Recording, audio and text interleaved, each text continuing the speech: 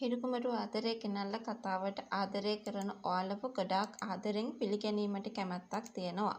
මං අද කතා කරන්න සූදානම් වෙන්නේ දුලන්ට පුළුවන් වෙනවා හංසනාව කායිකය දාගෙන යන්න. විශේෂයෙන්ම කෑමට ආරාධනා කරන්න ආවට පස්සේ ඔන්න ලොකු හැඳුනුම්කමක් හදාගන්න හැකියාවක් ලැබෙනවා.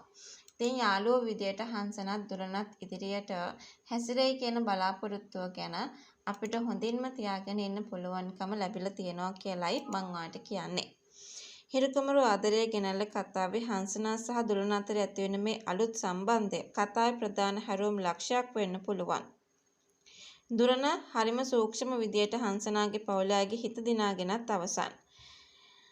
දුලන මේ තරම් ඉක්මනින් පවුලේ හැමෝගෙම හිත දිනාගත්තේ ඇත්තටම හංසනාට තියෙන ආදරේට. ඉතින් කොහොමත් වෙන වාසියක් බලාපොරොත්තු වෙන්නන් නෙවෙයි කියන එක අපිට පැහැදිලි. මොකද ඉතින් දුලන කියන්නේ දිනෙත්මින්ගේ මිතුරානේ, කවදාවත් වැරදි දෙයක් කරන කෙනෙක් නෙමෙයි කියන එක අපිට පහුගිය කාලේ පැහැදිලි වුණා. ඉතින් තාත්තා දුලන කෙරෙහි තබා ඇති අසීමිත විශ්වාසය නිසා හංසනාට ඔහු සමග ගමන් බිමන් යාමට පවා පුළුවන්කමක් ඉස්සරහට තියෙනවා. අපි ආයෙ හම්බ වෙයි කියලා දුලන කියන කතාව හංසනා අනුමත කිරීමෙන් පෙනෙන්නේ අය දුලන කෙරෙහි යම් පැහැදීමක් හෝ අවනත වීමකින් පසුවන බවයි. හැබැයි මේ කතාවේ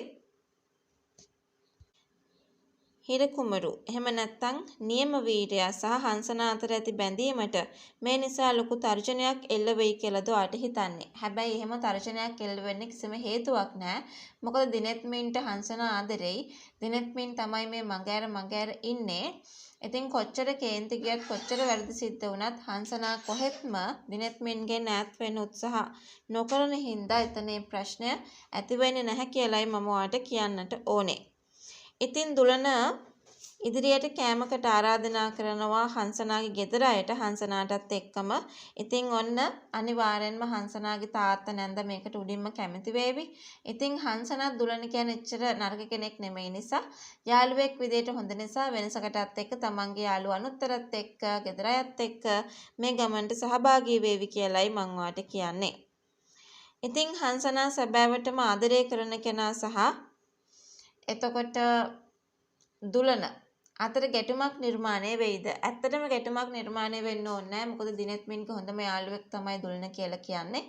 කොයි වෙලාවක හරි Tamanට ආදරය ප්‍රකාශ කරපු අවස්ථාවක Tamanට ආදරය කරන්න කෙනෙක් ඉන්නවා. එයා ඇරෙන Taman වෙන කාටවත් ආදරය කරන්නේ නැහැ කියන එක හංසනා කියන ඉඩ කඩක් තියෙනවා දුලනට. අන්න එතකොට විස්තරය දැනගන්න පුළුවන් වෙයි දුලනට මේ Tamanගේ යාළුවා ගැන තමයි කියන්නේ කියලා. ඒ නිසා ඉතින් විරුද්ධ වෙන්න කිසිම හේතුවක් නැති වේවි කියලයි මං ඔයාලට කියන්නේ.